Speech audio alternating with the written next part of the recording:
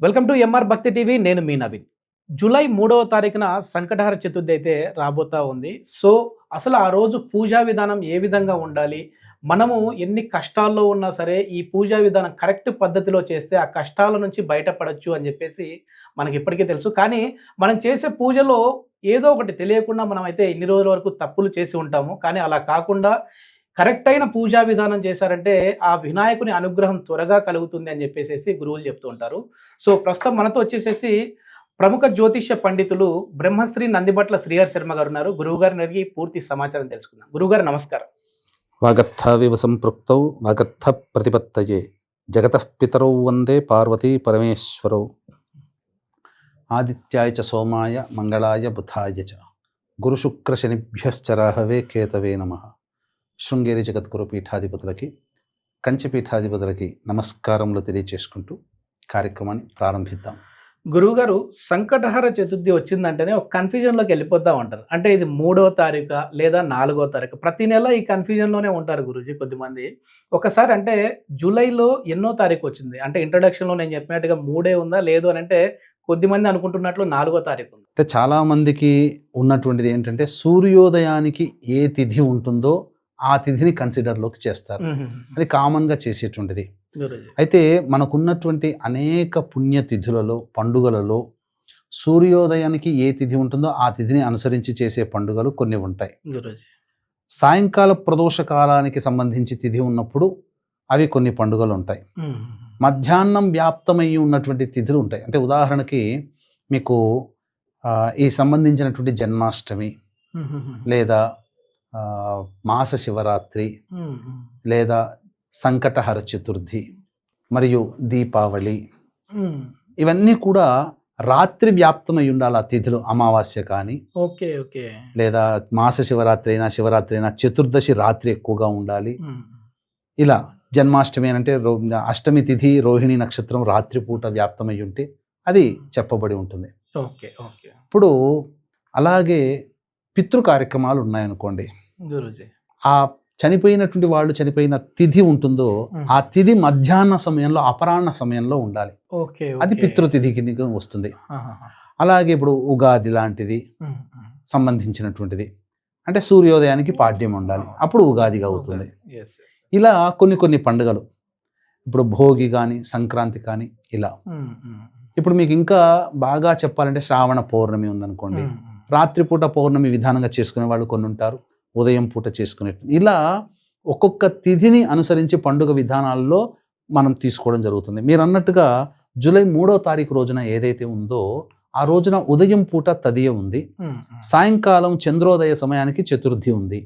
కాబట్టి ఖచ్చితముగా శాస్త్ర ప్రకారం అయితే 3వ తారీఖు రోజున సంకష్టహర చతుర్థి జరుపుకోవడం శాస్త్ర సమ్మతము, శాస్త్ర ప్రకారమే వెళుతున్నాము, శాస్త్ర విహితము అని చెప్పవచ్చు. ఇదొక క్లారిటీ వచ్చేసింది గురూజీ. ఇప్పుడు వచ్చేసి కొంతమంది చాలా భక్తితో పూజలు చేస్తూ ఉంటారు, కానీ కొన్ని పొరపాట్లు జరుగుతూ ఉంటాయి. అంటే అది వాళ్ళకి పొరపాటు అని తెలియదు, ఆ పూజా విధానంలో తెలియక చేసే తప్పులు ఉంటాయండి.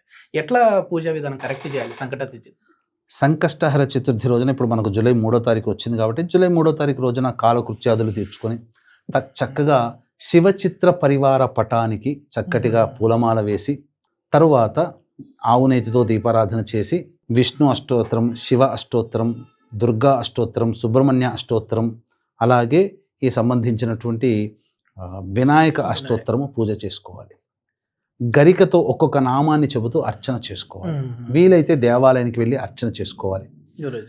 ఇంట్లోనైనా కానీ లేదా దేవాలయానికి వెళ్ళినా ఆ స్వామికి అర్చన జరిపించి స్వామి ఎదురుగుండా నిలబడి, స్వామి ఎన్నో జన్మల పుణ్య వశము చేత ఎన్నో రోజులుగా అనుకుంటున్న ఈ యొక్క సంకటహర చతుర్థి వ్రతాన్ని నేను ఆచరించదలుచుకున్నాను, ఆచరిస్తాను. కాబట్టి నా యొక్క శక్తి మేరగా ఇది ఆచరించడం జరుగుతుంది, నాకు ఆ శక్తిని నాకు ప్రసాదించు, నన్ను విజయుని చెయ్యని చెప్పి ఆ యొక్క గణపతిని ప్రార్థన చేసుకోవాలి.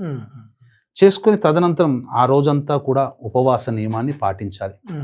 అయితే పూజా గదిలో ఒక 3 పిడికిళ్ళు బియ్యపు రాశిని ఒక మన తెల్లటి వస్త్రం కానీ పసుపు రంగు వస్త్రంలో కానీ అట్టి పెట్టాలి. తదనంతరం ఒక చక్కగా పీట కానీ లేదా ఒక మంచి చిన్న మంటపంలాగా సాయంకాల ప్రదోషకాల సమయానికి నేను చెప్తున్నాను, సూర్యాస్తమయం అయిన తర్వాత కాళ్ళు చేతులు మొహం కడుక్కోవాలి, నోళ్ళు పుక్కిలించి ఉమ్మేయాలి. ఆ రోజు మధ్యాహ్నం నిద్రపోకూడదు, అలాగే స్నానం చేయకూడదు మళ్ళీ సాయంకాలం.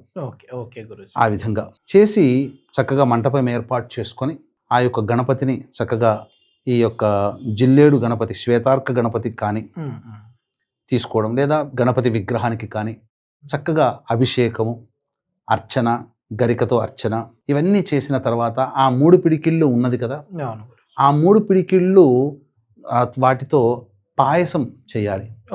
తర్వాత కుడుములు స్వామికి నైవేద్యంగా పెట్టాలి.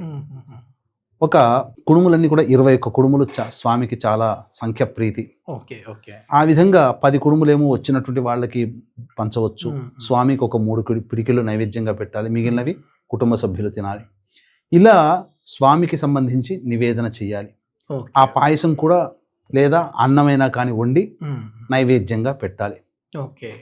ఈ దానితో ఆ స్వామిని చంద్రోదయం చూసుకొని అప్పుడు ఈ వ్రతాన్ని ఆచరించాలి.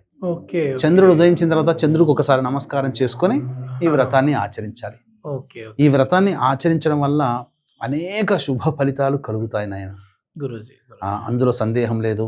ఎన్నో ఏళ్లుగా అన్ని దగ్గర దాకా వచ్చి వెనక్కి వెళ్ళిపోతున్న ప్రమోషన్స్ కానీ, ఉద్యోగ బాధ్యతలు కానీ, అలాగే ఇంటి సమస్యలు కానీ, సంతానపరమైన సమస్యలు కానీ, ఆర్థికపరమైన సమస్యలు కానీ, 1-2 గణపతి సాధించరానిదంటూ ఏది లేదు. గణపతి యొక్క అనుగ్రహం కలిగితే అసలు అడ్డంకులు కాదు, ఆ గణపతి యొక్క అనుగ్రహంతో పదవి పొందిన వాళ్ళు, రాజకీయ పదవి పొందిన వాళ్ళు కూడా చాలా మంది ఉన్నారు.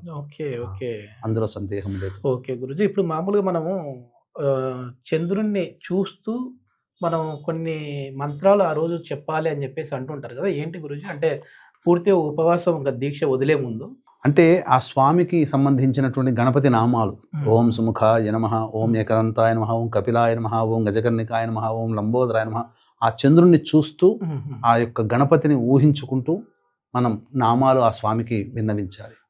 ఆ విధంగా చేస్తే గణపతి సంపూర్ణ అనుగ్రహం కలుగుతుంది. సంకటహర చతుర్థి రోజు చాలా వరకు కూడా ఒక వ్రత కథ అనేది వినాలి అని అంటుంటారు కదా, అది ఏంటి? అంటే మీ నోటి నుంచి మేము వినాలనుకుంటా ఉన్నాము. సో అంటే వ్రత కథల్లో దీనికి అనేకంగా వ్యాప్తమై ఉన్నాయి నాయన గురూజీ. కానీ సాధారణంగా మనకున్నటువంటి వ్రత కథ ఏంటంటే, పూర్వము ఇంద్రుడు ఒక గొప్ప గణేశ ఉపాసకుడైనటువంటి మునిని కలవడానికి భూలోకానికి రావడం జరిగింది పుష్పక విమానంలో. వచ్చిన తరువాత ఆ స్వామి దగ్గర కూర్చొని ఆ స్వామి యొక్క ముని యొక్క ఆశీస్సులు తీసుకొని తిరిగి మళ్ళీ తన స్వర్గలోకానికి ప్రయాణమైపోతున్న సందర్భంలో తను అకస్మాత్తుగా ఆ పుష్పక విమానం ఆగిపోతుంది. ఆ ఆగిపోయిన ప్రదేశం కింద చూస్తే శూరపద్ముడు అనేటువంటి ఒక రాజు పరిపాలిస్తున్నటువంటి ప్రదేశం. ఆ తర్వాత ఇంద్రుడు అనేక రకాలుగా ప్రయత్నం చేసినా అది కాలేదు. తర్వాత ఆ శూరపద్ముడి దగ్గరికి రాగానే ఇంద్రుడు వచ్చాడని చెప్పి అతిథి సత్కారాలు చేస్తాడు. అంతటా కాస్త ఆగ్రహంతో ఉన్నటువంటి ఇంద్రుని చూసి శూరపద్ముడు, ఇంద్రాది దేవ ఎందుకు ఇంత ఆగ్రహంగా ఉన్నారనంటే, మీ యొక్క రాజ్యం గుండా వెళ్తున్నందుకు నా యొక్క విమానం ఆగిపోయింది, ఎవరో పాప పంకిలమైనటువంటి వ్యక్తులు ఉన్నటువంటి ప్రదేశం కాబట్టి ఈ విధంగా ఆగిపోయింది, మీ రాజ్యంలో పాప పంకిలమైన వాళ్ళు ఉన్నారు, పుణ్యం అనేటువంటి వాళ్ళు లేరా అని చెప్పి చాలా కోపంగా అడిగాడు. తర్వాత వాళ్ళు కూడా ఎన్నో ప్రయత్నాలు చేశారు కానీ విమానం కదలలేదు. అంతటా ఆ గణపతి ముని ఆశీర్వచన ప్రభావం వలన అశరీరవాణి అనేటువంటిది పలికింది. ఓ ఇంద్ర, ఎవరైతే ఈ రాజ్యంలో ఈ యొక్క సంకష్టహర చతుర్థి వ్రతాన్ని ఆచరించినటువంటి వాళ్ళు ఎవరైతే ఉన్నారో వాళ్ళ యొక్క ఆ వ్రతం ఆచరించిన ఒక్కరోజు పుణ్యాన్ని ధారపోయమని చెప్పు, నీ యొక్క విమానం కదులుతుంది అని చెప్తారు. ఆ ఊరంతా చాటిస్తాడు, ఎవ్వరు కూడా వ్రతం చేసిన వాళ్ళు లేరు. తరువాత కొంత సమయం గడిచిన తర్వాత ఆ రోజు ఒక బిచ్చగత్తె లేదా అనాథమైనటువంటి అనాథురాలు ఒక మహిళ చనిపోతుంది. పోయిన తర్వాత ఆ చనిపోయిన తర్వాత యమకింకరులు ఆమె మాకు కావాలి, ఆమె మాకు చెందింది అని, లేదు వినాయక గణేష లోకాన్ని నుంచి వచ్చినటువంటి గణపతి భటులు మా లోకానికి సంబంధించిందని చెప్పి కొట్లాడుతుంటుంటారు. అంతటా ఏమైందని తెలుసుకునేసరికి ఈమె నిన్నంతా కూడా బతికినంత కాలం ఎవరికి కూడా ఒక రూపాయి పెట్టలేదు, చాలా దారిద్ర్యాన్ని అనుభవించింది, చాలా పాపకర్మలు చేసింది, ఈమె యమలోకానికి రావాలని యమకింకరులు. లేదు ఈమె ఈ యొక్క సంకష్టహర చతుర్థి వ్రతాన్ని ఆచరించకపోయినా ఆ రోజు ఉపవాసం ఉంది, చనిపోయింది కాబట్టి ఈమె మాలోకానికి రావాలని గణేష భటులు వాదులాడుకుంటున్నారు. Okay okay. అంత తర్వాత ఆ వాదులాడుకునే క్రమంలో ఆమె శరీరమును తాకినటువంటి గాలి ఆ విమానాన్ని తాకి విమానం ఎగరడానికి సిద్ధమైంది. Okay okay. అంటే ఈ కథ ద్వారా మనం గమనించాల్సినటువంటి అంశం ఏంటంటే నవీన్ గారు, వ్రతము ఆచరించకపోయినా ఆ వ్రత సందర్భముగా ఆ రోజున ఉపవాసం. అనాలోచితముగా ఉపవాసం ఉండాలని కాదు. భోజనం దొరక్క ఉపవాసం ఉందానే, ఏ పదార్థము దొరకలేదు, ఆకలితో అలమటించి చనిపోయింది. ఆ రోజు సంకష్టహర చతుర్థి అవ్వడం, ఆ పుణ్యం ఆమె ఖాతాలో పడ్డం, స్వర్గలోకానికి వెళ్ళడం జరిగింది ధర్మం ప్రకారం. అంటే ఆ వ్రతాన్ని ఆచరించాలనే ఆలోచన లేకపోయినా ఉపవాసం ఉన్నటువంటి కారణం చేత ఆమె శరీరం పవిత్రమైంది, ఆమె తాకిన గాలి పవిత్రమై ఆ ఫలితాన్ని ద్వారా ఇంద్రుని విమానం కదలడం జరిగింది. అంటే వ్రతాన్ని ఆచరించకపోయినా ఏదో ఒక రూపంలో దాని భావనను పొంది శరీరానికి తాకిన గాలికే అంత బలం ఉంటే వ్రతాన్ని ఆచరించిన వ్యక్తికి, ఆ వ్యక్తి కుటుంబానికి ఎంత శ్రేయస్సు కలుగుతుందో ఒకసారి ఆలోచన చేయండి.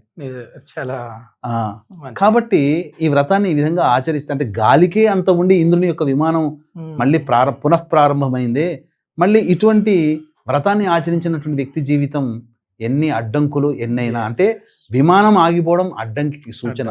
ఈ వ్రతాన్ని ఆచరించడం వల్ల ఆ గాలి సోకినటువంటిది విమానం కదిలింది. దీని అంతరార్థం మనం తెలుసుకోవాల్సింది, మన జీవితంలో మన ప్రయాణం, ఇవి ఇంద్రుడు ప్రయాణం చేస్తున్నాడు, మన జీవితం మన జీవన ప్రయాణం చేస్తున్నాం.